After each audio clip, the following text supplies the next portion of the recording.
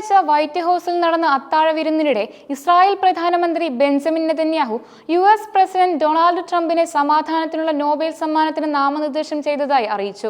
ഗാസയിലെ സമാധാന ശ്രമങ്ങൾക്കായുള്ള ചർച്ചകൾക്കിടയിലാണ് സംഭവം. ട്രംപിനെ അത്ഭുതപ്പെടുത്തിക്കൊണ്ട് നെതന്യാഹു താൻ നോബൽ സമ്മാന കമ്മിറ്റിക്ക് അയച്ച കത്ത് ട്രംപിനെ കൈമാറുകയും സമാധാനത്തിനുള്ള ഈ ബഹുമതിക്ക് ട്രംപ് അർഹനാണെന്ന് ഊന്നിപ്പറയുകയും ചെയ്തു. മിസ്റ്റർ പ്രസിഡന്റ്, നോബൽ സമ്മാന കമ്മിറ്റിക്ക് ഞാൻ അയച്ച കത്ത് നിങ്ങൾക്ക് മുന്നിൽ അവതരിപ്പിക്കാൻ ഞാൻ ആഗ്രഹിക്കുന്നു. സമാധാനത്തിനുള്ള സമ്മാനത്തിനായി നിങ്ങളെയാണ് ഞാൻ നാമനിർദ്ദേശം ചെയ്യുന്നത്. അത് അർഹതപ്പെട്ടതാണ്. നിങ്ങൾക്ക് അത് ലഭിക്കണം, നെതന്യാഹു പറഞ്ഞു. ട്രംപിനെ പോലെ സമാധാന നിർമ്മാതാവായി സ്വയം വിശേഷിപ്പിക്കാനും നോബൽ സമ്മാനം നേടാനുള്ള ആഗ്രഹം പരസ്യമായി പ്രകടിപ്പിക്കുകയും ചെയ്തിട്ടുള്ള ഒരു വ്യക്തിക്ക് ഈ നാമനിർദ്ദേശം വളരെ അർത്ഥവത്താണ് എന്നും വളരെ നന്ദി എന്നും ട്രംപ് പ്രതികരിച്ചു. ട്രംപിന്റെ സമാധാനത്തിനും സുരക്ഷയ്ക്കും വേണ്ടിയുള്ള പരിശ്രമങ്ങളെ നെതന്യാഹു ഹൃദയംഗമായി പ്രശംസിച്ചു. പല രാജ്യങ്ങളിലും, എന്നാൽ ഇപ്പോൾ പ്രത്യേകിച്ച് മിഡിൽ ഈസ്റ്റിൽ ട്രംപിന്റെ നേതൃത്വത്തെ അദ്ദേഹം പ്രത്യേകം എടുത്തു പറഞ്ഞു. അടുത്തിടെ ഇറാനെതിരെ നടന്ന US ആക്രമണങ്ങളെ സൂചിപ്പിച്ചുകൊണ്ട് വെല്ലുവിളികളെ നേരിടാനും പുതിയ അവസരങ്ങൾ പ്രയോജനപ്പെടുത്താനും നമ്മുടെ ടീമുകൾ ഒരുമിച്ച് അസാധാരണമായ സഹകരണം ഉണ്ടാക്കുന്നു എന്നും നെതന്യാഹു ചൂണ്ടിക്കാട്ടി. നമ്മൾ സംസാരിക്കുമ്പോൾ തന്നെ ഒരു രാജ്യത്ത് ഒന്നിനു പുറകെ ഒന്നായി പ്രദേശങ്ങളിൽ അദ്ദേഹം സമാധാനം കെട്ടിപ്പടുക്കുകയാണ് എന്നും നെതന്യാഹു കൂട്ടിച്ചേർത്തു. ഇറാനിലെ ആണവ കേന്ദ്രങ്ങൾക്കെതിരെ ട്രംപ് ഉത്തരവിട്ട വ്യോമാക്രമണങ്ങൾ ഇസ്രായേൽ ഇറാൻ സംഘർഷത്തിന് താൽക്കാലിക വിരാമമിട്ടതിന് തൊട്ടു പിന്നാലെയാണ് ഈ കൂടിക്കാഴ്ച നടന്നതെന്നും ശ്രദ്ധേയമാണ്. ട്രംപിന്റെ മുൻ ഭരണകാലത്ത് ഇസ്രായേലും നിരവധി അറബ് രാജ്യങ്ങളും തമ്മിൽ ബന്ധം സാധാരണ നിലയിലാക്കാൻ സഹായിച്ച അബ്രഹാം ഉടമ്പടികൾ ഉൾപ്പെടെയുള്ള അദ്ദേഹത്തിന്റെ സമാധാന ശ്രമങ്ങളെ പാകിസ്ഥാനും നേരത്തെ തന്നെ നോബൽ സമ്മാനത്തിന് നാമനിർദ്ദേശം ചെയ്തിരുന്നു.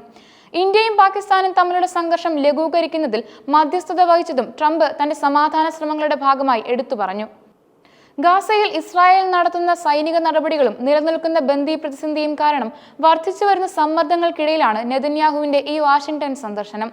ഈ വർഷം ട്രംപും നെതന്യാഹുവും തമ്മിൽ നടക്കുന്ന മൂന്നാമത്തെ നേരിട്ടുള്ള കൂടിക്കാഴ്ച കൂടിയാണിത്. ഭാവിയിലെ ഏതെങ്കിലും വെടിനിർത്തൽ കരാറിൽ ശേഷിക്കുന്ന എല്ലാ ബന്ദികളെയും മോചിപ്പിക്കുന്നുണ്ടെന്ന് ഉറപ്പാക്കാൻ ഹമാസ് ബന്ദികളുടെ കുടുംബങ്ങൾ ഇരു നേതാക്കളോടും അഭ്യർത്ഥിക്കുന്ന സാഹചര്യത്തിലാണ് ഈ കൂടിക്കാഴ്ചയ്ക്ക് വലിയ പ്രാധാന്യമർഹിക്കുന്നത്. ചർച്ചകൾക്ക് മുന്നോടിയായി നെതന്യാഹു US സ്റ്റേറ്റ് സെക്രട്ടറി മാർക്കോ റൂബിയോയുമായും ട്രംപിന്റെ മിഡിൽ ഈസ്റ്റ് പ്രത്യേക പ്രതിനിധി സ്റ്റീവ് വിറ്റ്കോഫുമായും ബ്ലെയർ ഹൗസിലെ പ്രസിഡൻഷ്യൽ ഗസ്റ്റ് ഹൗസിൽ വെവ്വേറെ കൂടിക്കാഴ്ചകൾ നടത്തിയിരുന്നു. ഗാസയിൽ നിന്ന് പലസ്തീനികളെ ബലമായി മാറ്റിപ്പാർപ്പിക്കേണ്ടതുണ്ടോ എന്ന ട്രംപിന്റെ ചോദ്യത്തിന് നെതന്യാഹു ഇതൊരു സ്വതന്ത്രമായ തിരഞ്ഞെടുപ്പാണ് എന്ന് പ്രതികരിച്ചു. ആളുകൾക്ക് താമസിക്കണമെങ്കിൽ അവർക്ക് താമസിക്കാം, പക്ഷേ അവർക്ക് പോകാൻ താല്പര്യമുണ്ടെങ്കിൽ അവർക്ക് പോകാൻ കഴിയണം. ഇതൊരു ജയിലാകരുത്, നെതന്യാഹു പറഞ്ഞു. പലസ്തീനികൾക്കൊരു മികച്ച ഭാവി നൽകാൻ സഹായിക്കുന്ന രാജ്യങ്ങളെ കണ്ടെത്തുന്നതിന് ഞങ്ങൾ അമേരിക്കയുമായി വളരെ അടുത്ത് പ്രവർത്തിക്കുന്നു. നിരവധി രാജ്യങ്ങൾ കണ്ടെത്തുന്നതിലേക്ക് നമ്മൾ അടുക്കുകയാണെന്ന് ഞാൻ കരുതുന്നു, അദ്ദേഹം കൂട്ടിച്ചേർത്തു. പ്രതീക്ഷകളും വെല്ലുവിളികളും. ഗാസയിൽ ഹമാസിനെതിരായ ഇസ്രായേലിന്റെ 21 മാസത്തെ യുദ്ധം വെടിനിർത്തലിന് സമ്മതിക്കാൻ ട്രംപ് നെതന്യാഹുവിനെ സമ്മർദ്ദത്തിലാക്കുമെന്ന് പ്രതീക്ഷിക്കപ്പെട്ടിരുന്നു.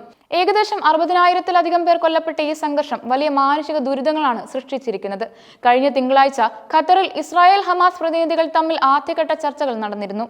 വെടിനിർത്തലിനുള്ള സാധ്യതകളെക്കുറിച്ച് ഇരുപക്ഷവും നല്ല സൂചനകൾ നൽകിയിട്ടുണ്ടെങ്കിലും യുദ്ധം പൂർണ്ണമായി അവസാനിപ്പിക്കുമെന്ന ഇസ്രായേലി ഭാഗത്തു നിന്നുള്ള ഉറപ്പുകളും ഹമാസിനെ ഗാസയിൽ നിന്ന് എന്നേക്കുമായി പുറത്താക്കണമെന്ന നെതന്യാഹുവിന്റെ കടുത്ത നിലപാടും ഉൾപ്പെടെ നിരവധി നിർണായക ചർച്ചാ വിഷയങ്ങൾ ഇപ്പോഴും അവശേഷിക്കുന്നു.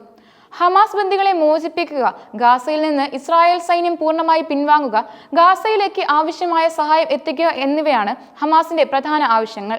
അതേസമയം ഹമാസ് കീഴടങ്ങുകയും നിരായുധീകരിക്കപ്പെടുകയും വേണം എന്നതാണ് ഇസ്രായേലിന്റെ നിലപാട്. Washington vice president JD Vance, house speaker Mike Johnson ഉൾപ്പെടെയുള്ള മറ്റ് മുതിർന്ന ഉദ്യോഗസ്ഥരുമായും നെതന്യാഹു കൂടിക്കാഴ്ചകൾ തുടരുമെന്ന് പ്രതീക്ഷിക്കുന്നു. ഗാസയിലെ സാഹചര്യം ഒരു പരിഹാരത്തിലേക്ക് എത്തിക്കുക എന്ന ലക്ഷ്യത്തോടെയുള്ള ചർച്ചകൾക്ക് ഈ കൂടിക്കാഴ്ചകൾ പുതിയ ഊർജം നൽകുമെന്നാണ് വിലയിരുത്തൽ.